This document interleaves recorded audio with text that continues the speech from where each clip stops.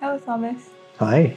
It's a pleasure to have you at the Next Education Consultancy. Thank you. It's a pleasure to be here. Thank you. For our audience who may not know you, please tell us a little about yourself. Sure. And what first drew you into the education sector. Easy. I love to talk, so tell me to shut up if I'm saying too much. Thank you for the kind introduction. My name is Thomas Dunlop. My friends all call me Tom, so you're welcome to call me Tom for the rest of this interview. And I have the privilege of being the General Manager for Global Student Recruitment at a company called Kaplan International Pathways. And we have operations around the world in Canada, the US, UK, Europe, and where I'm from in Australia and New Zealand. We offer on-campus pathways for international students around the world. For international students around the world.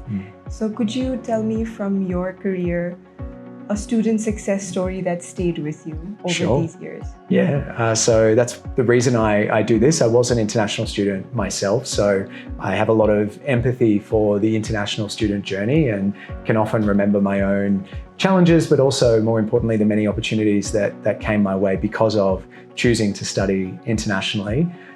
From recent memory in my time with Kaplan, we had an incredible student who I first met when she was in her final semester of high school in a beautiful little village in Zimbabwe.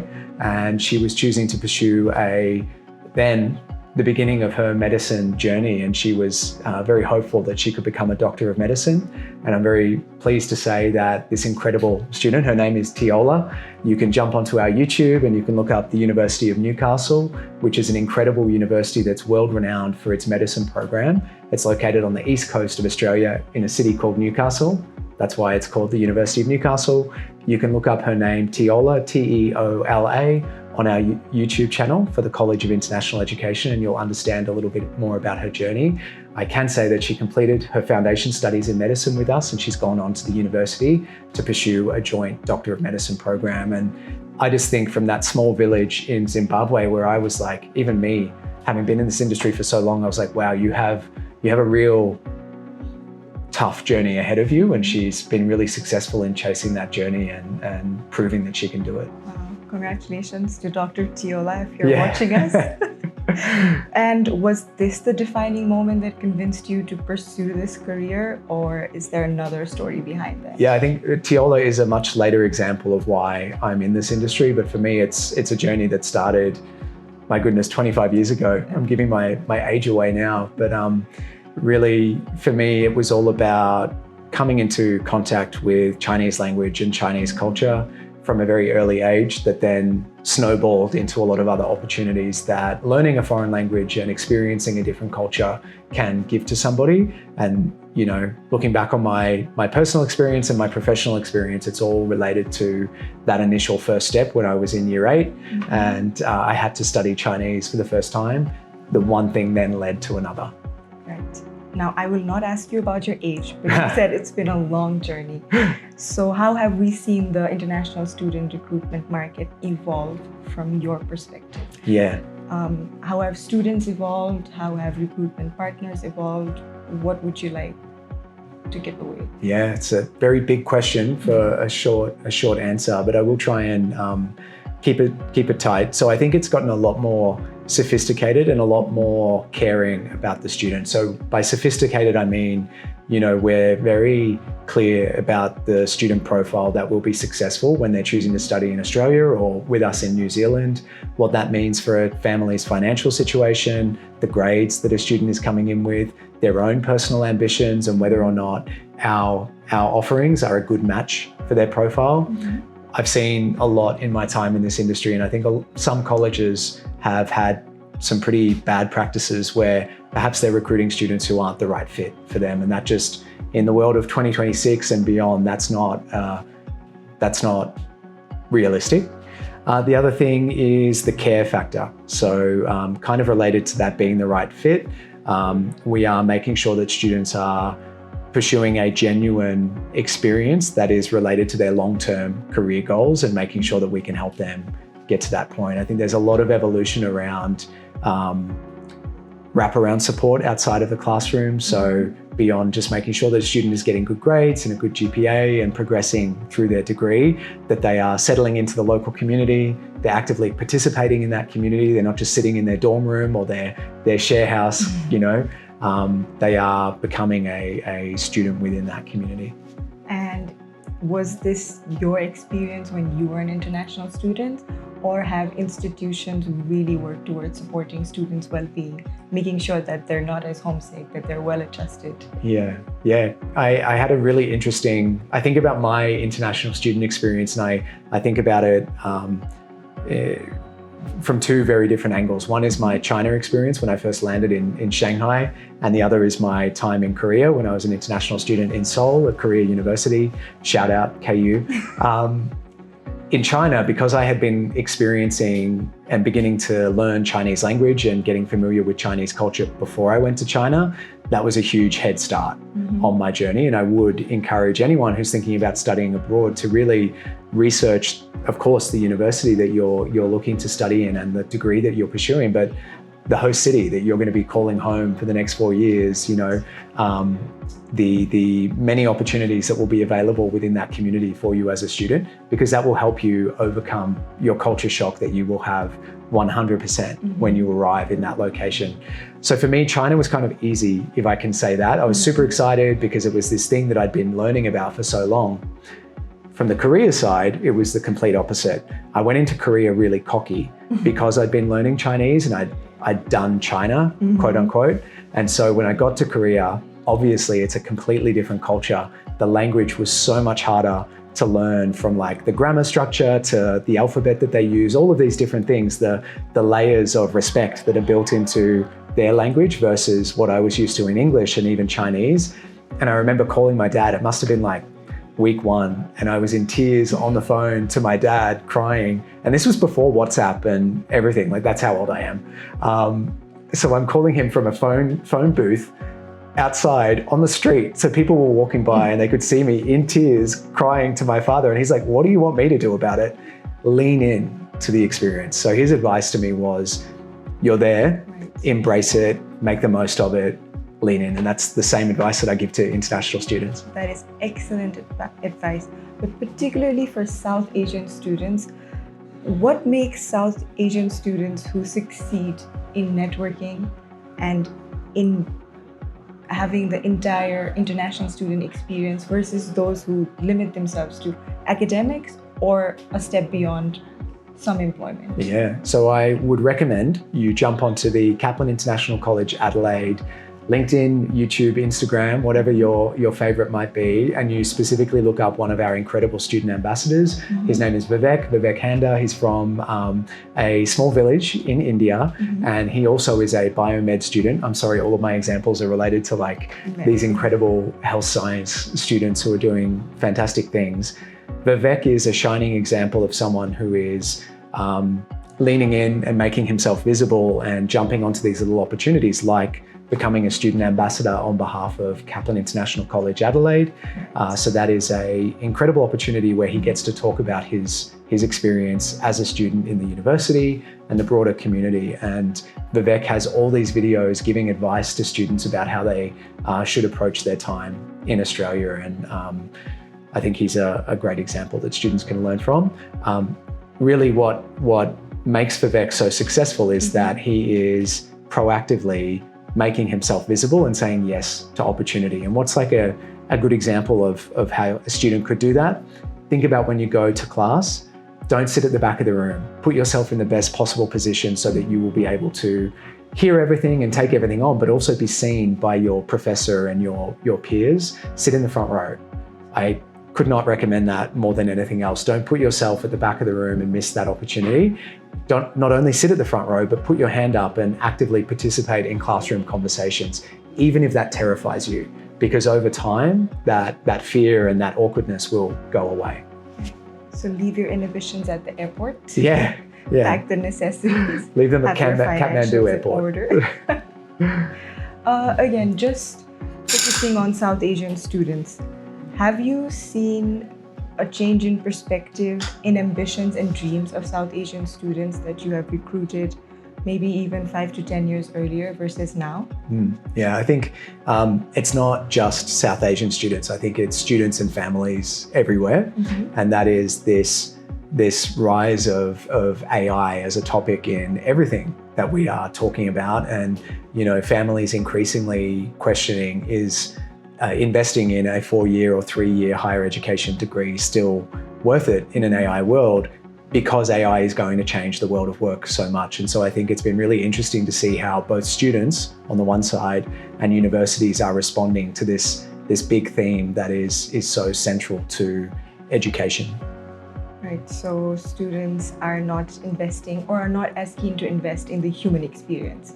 If it can be done through AI and online, is that what you're getting at? Well, I guess it's how the human experience is changing because of the embrace of AI in everything, including education. And I think it's interesting to see how the human element now, in response to the rise of AI, is becoming more important than ever. And equally, our university partners are coming up with tactics to make students what we call AI literate. And what we mean by AI literacy isn't just being able to use an LLM like ChatGPT or Claude, but to understand it and apply it from a business perspective and apply it across business systems and build efficiencies and things like that. So it's really like the practical application of AI in industry and real world business environments that's quite exciting to see.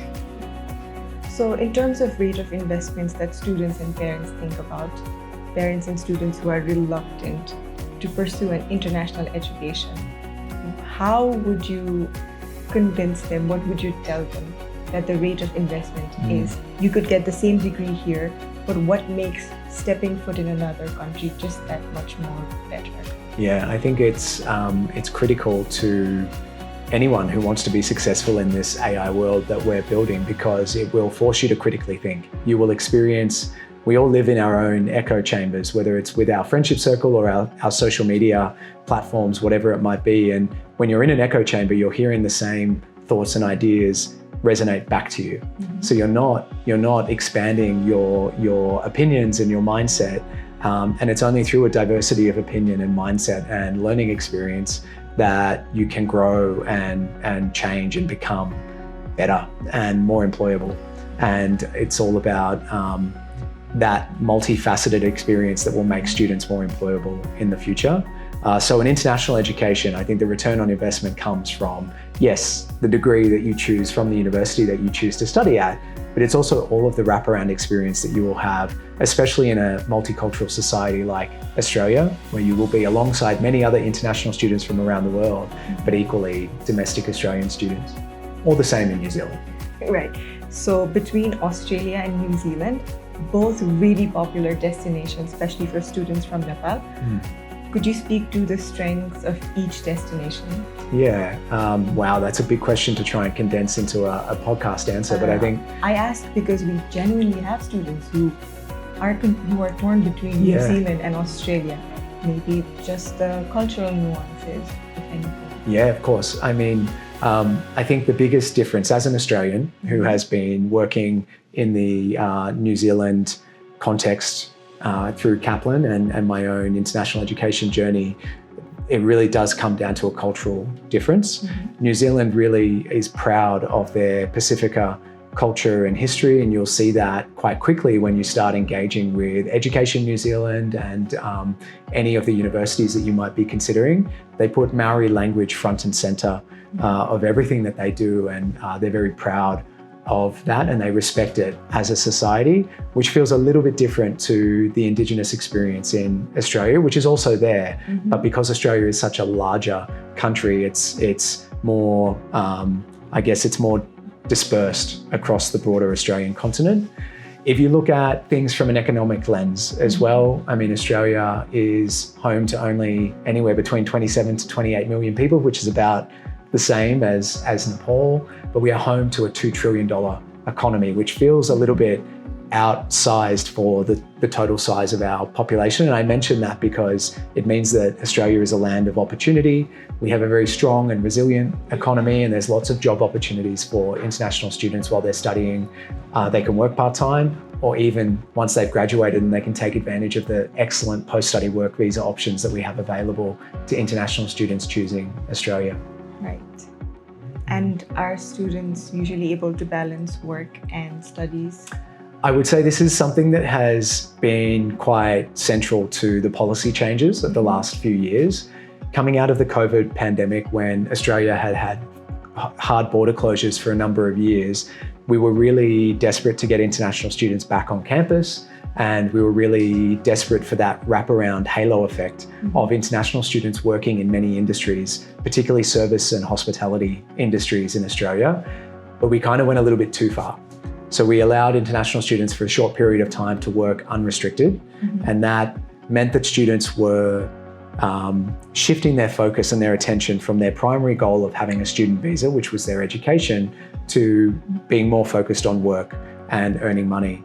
And that's kind of putting the cart before the horse, to use an analogy. And the reason that we have tightened up so many of our visa policy settings and work hours and all of these types of things is in response to that. I hope that. So even though it seems like a healthy, well-deserved policy change, for students in Nepal, work with study is a priority. Yeah. Now, with the new policy, how would you still promote Australia as a study destination? You can still work. You can work part-time during your studies, during semester when classes are on, and you can work full-time in your holidays, and you absolutely should take advantage of that as an opportunity to earn as much as you can. But the primary purpose of a student visa is to study. And we have had too many students who are using the student visa system to gain access to employment in Australia. And so what we are seeing is a natural regulation of those settings, so that we could have students who are focused on their genuine intention and the entire reason that we have a student visa framework in place. But I respect it's expensive to live and study in Australia, and so I do recognise that it is challenging for families, and so it comes back to choosing a institution that is the right fit for you. And as part of being the right fit for you comes the economic equation, and being able to afford the tuition of that institution, as well as being able to afford living in the host city of that institution. And I think that's one of the wonderful things about the Kaplan University Partnerships portfolio in Australia and New Zealand. Many of our university partners are located in what we call regional cities. So saying the term regional makes it sound like a small town or village, but believe me, these are large modern metropolises. Many of them are capital cities in their own right. We have partnership with Adelaide University in the city of Adelaide, University of Newcastle in the city of Newcastle, and on the West Coast, Murdoch University in the city of Perth.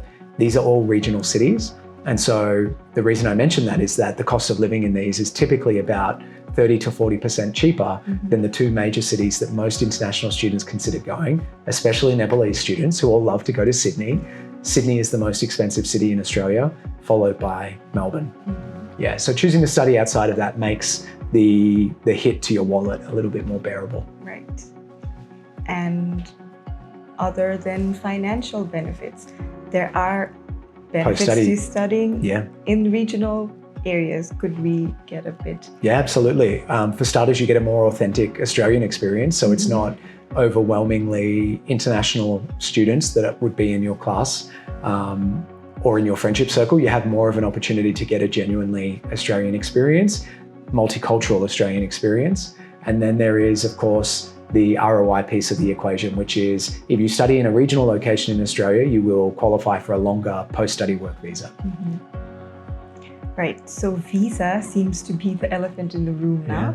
Students' excitement over pursuing an international education is going hand in hand with anxiety over visas. Students are bombarded with headlines over immigration policy changes.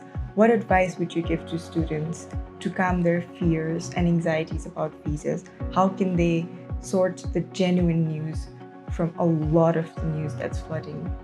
Yeah, and I appreciate there's a lot of noise, and I guess my first piece of advice is ignore the noise, come and talk to the experts like the team here at Next Education.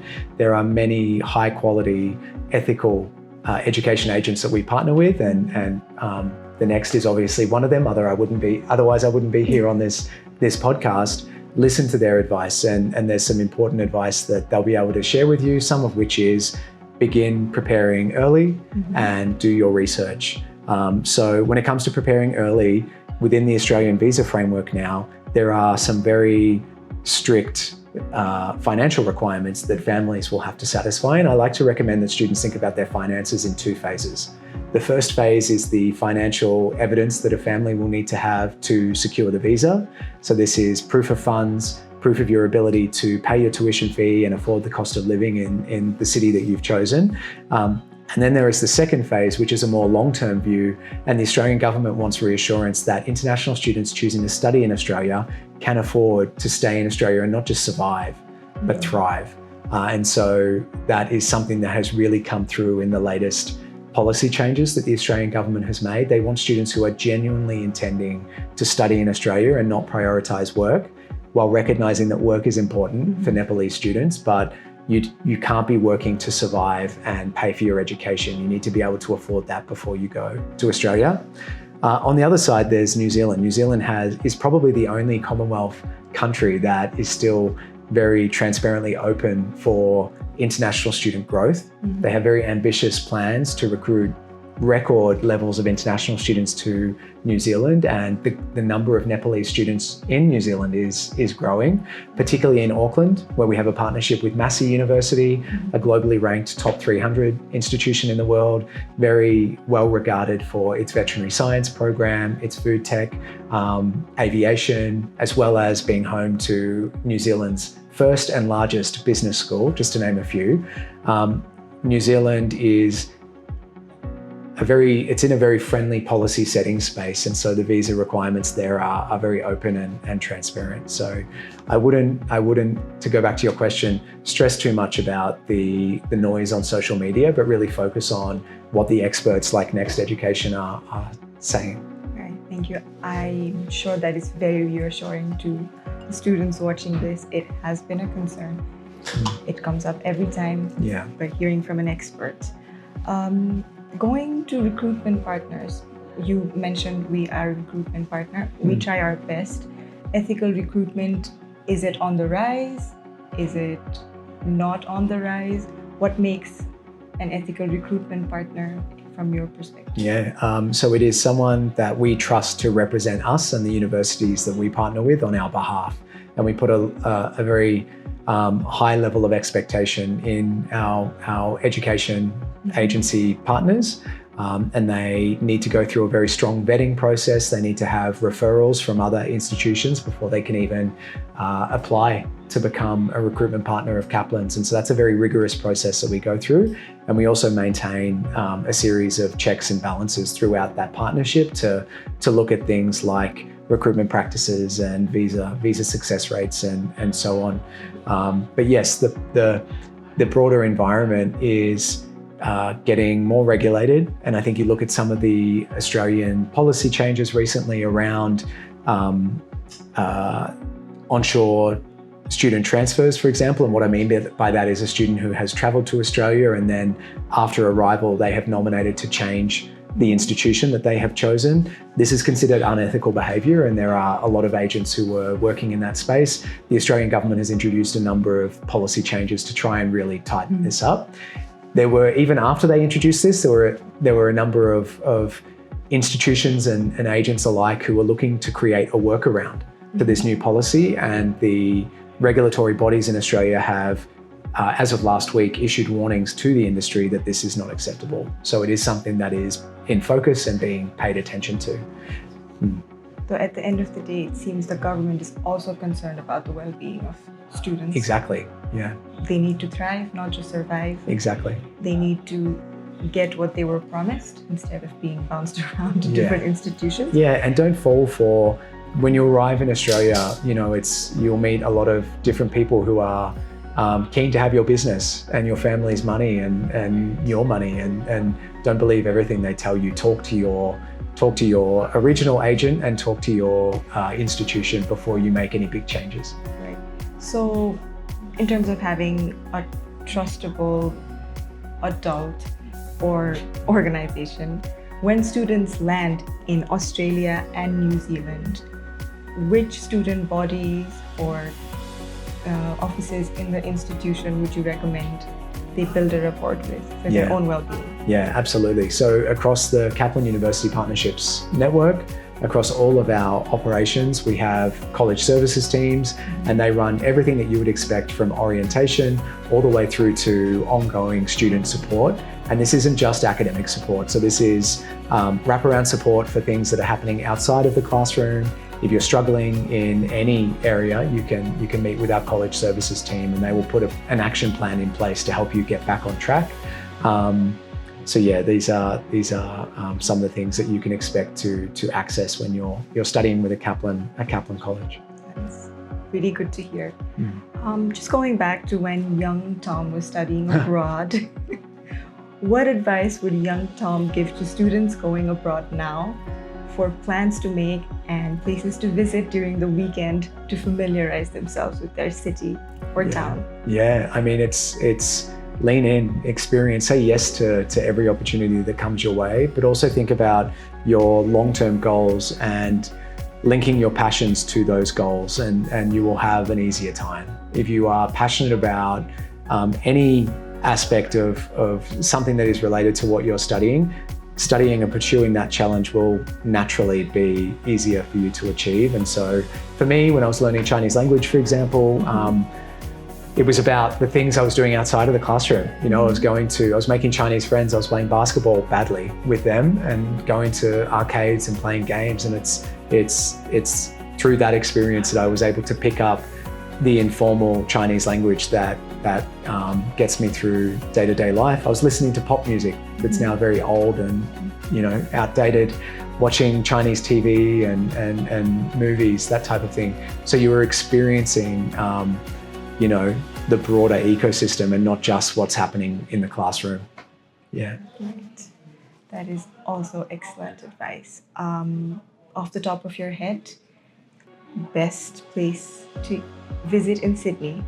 Oh, wow. It depends. Like if you're looking for me, I'm all about modern art and coffee. So my weekends, if I'm not catching up on work and doing overtime, which I'm trying not to these days, I will probably be at one of the many amazing cafes downtown or visiting one of the galleries. And if you're in Sydney, in Chippendale, there's an incredible gallery that has a rotating range of temporary exhibitions called White Rabbit Gallery. So that's one that's definitely worth checking out, as well as the MCA, the Museum of Contemporary Art, which is right down by the harbour. And so you can enjoy the art and then step outside and you've got the Sydney Harbour Bridge and the Opera House right there on your doorstep. And the best in Auckland? In Auckland, that's a trickier one because I live in Sydney, but when I visit Auckland, we always stay in the CBD on Queen Street. And what I would highly recommend is across the road from the 4 Points Hotel is this little hidden gem Japanese restaurant called Kuki Tanuki. And it's downstairs in a basement and you feel like you're in Tokyo having some of the best Japanese food you will ever have in your life.